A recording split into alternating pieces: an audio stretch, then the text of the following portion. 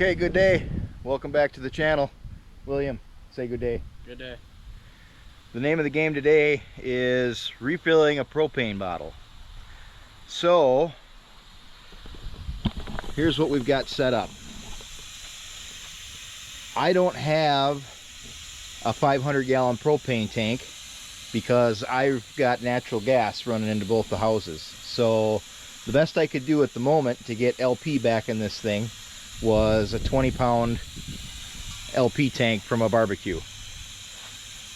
So the way that we've got this set up is it's gravity fed with positive pressure, and we flip it upside down so that we can draw the liquid into the tank. The other way that we could do this is I could have left it on the ground in really hot water and then had this tank had like ice water being poured on it or really cold water being run on it, so that we could turn the liquid into a vapor with the tank standing up, run the gas in, and then turn it back into a liquid form over here.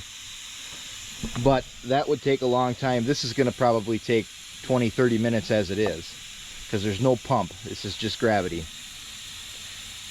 This is definitely not the ideal way to do this, and probably one of the more dangerous ways, but we're outside, we've got no exposed flame other than it's 95 degrees and it's humid, and I think we'll be fine. So that's what I wanted to share with you. This 1 3/4 fitting I had to order, and I searched for a couple of days. The cheapest one that I found was 52 bucks. There were some that were upwards of 175, but that was the cheapest, quickest option that I could find. So I ordered that, and then the rest of it I just pieced together with parts that we have here.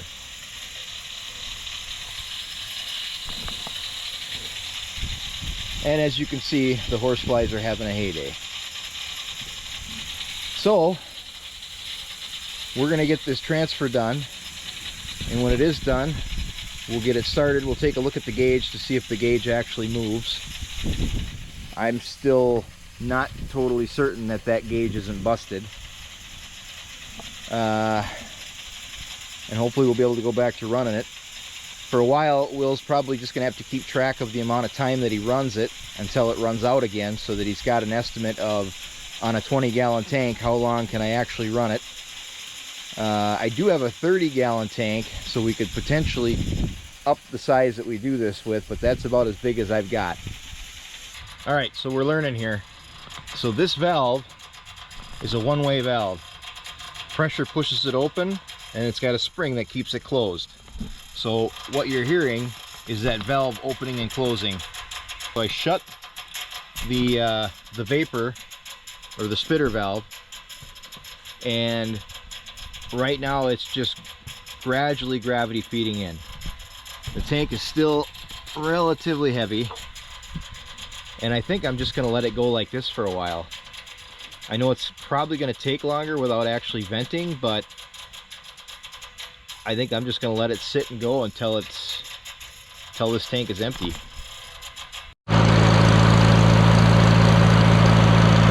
Okay, the fill was successful.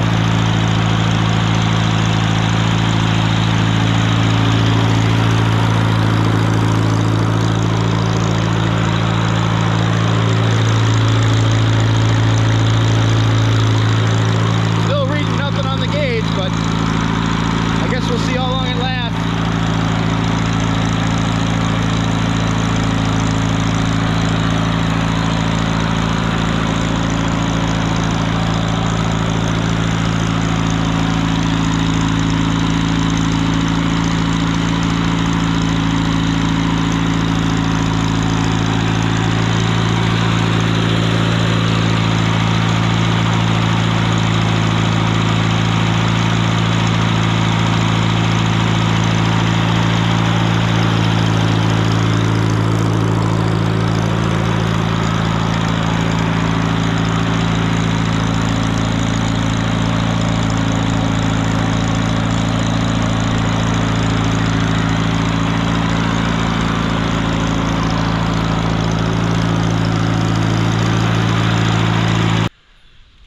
Alright, it's the next day, and we're getting a little bit of rain today.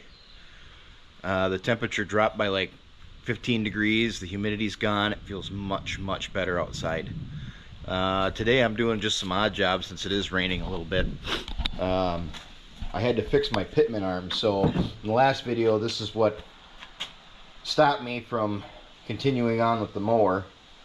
I ended up cracking this thing, and you can't really see it now that I got the bands on. Well, maybe a little bit right here, but yeah, there's a nice crack that runs all the way down. I went looking for another one today at Fleet Farm and Tractor Supply, and surprise, surprise, they don't carry them anymore. I actually got this one at Fleet Farm about 6 years ago, but they're gone. So for now, I'm just gonna piece it back together with these clamps. And what I ended up doing for the spring, so that I quit losing it, is I drilled into the end, and I went down to this bolt so it sinks in a little bit, and then after I get it on there, because right now I have just enough room to open that jaw up, then I'll take this band and tighten it down so that hopefully we stop popping that ball socket out. And then I will use it like that until I get the restoration done, and then I'll put a proper pitman arm back in it. I can order them online, they're pretty easy to find, but I don't feel like waiting, so this is the solution for today. So we'll get this thrown back on, and then it's supposed to stop raining about 6 o'clock. We'll try to get out and do a couple things outside, but I just thought I'd share this before I threw it back on.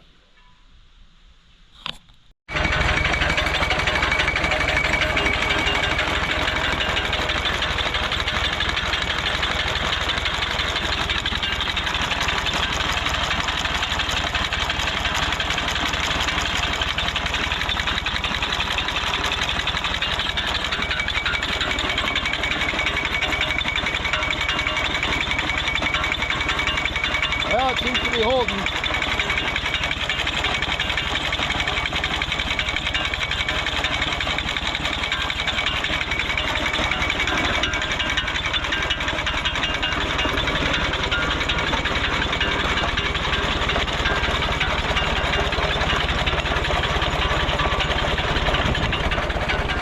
After a while, we'll go give it a try.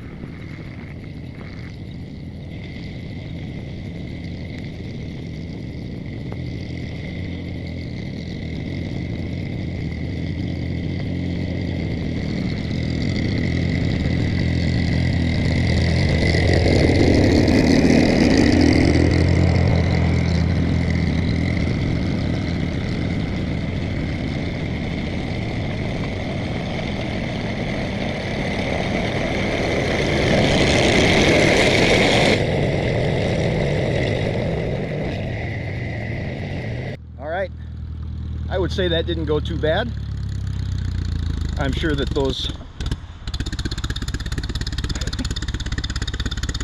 little putt-putt there, I'm sure that those teeth are probably pretty old and need a sharpening, but all in all, it runs. I learned a couple of things. I learned that if I want the blade to run faster, I can put the ampi-torque in low. That way I can rev the engine, but I go a lot slower. So it was a little bit of everything. It's PTO clutch work, it's ampi-torque work, it's hydraulic work. It's all good. It gives all that stuff on the tractor a workout. So, all right, we're gonna go do one more thing yet tonight, and then we're gonna call it quits. Okay, so we were gonna go do one more thing, but the U had to go back on the drip. Apparently yesterday, or what I did yesterday, only got us roughly 12 minutes. So we're gonna try this one more time. This time I'm not gonna have the spitter valve open, and I'm gonna leave it for a good 12-14 hours and see if we can get it all transferred. So yeah, this is where we're gonna end it tonight. As you can see, I got my hat for tractor shows this year. I went with the flag theme because it's the 250th anniversary of the country. And the other thing I got accomplished today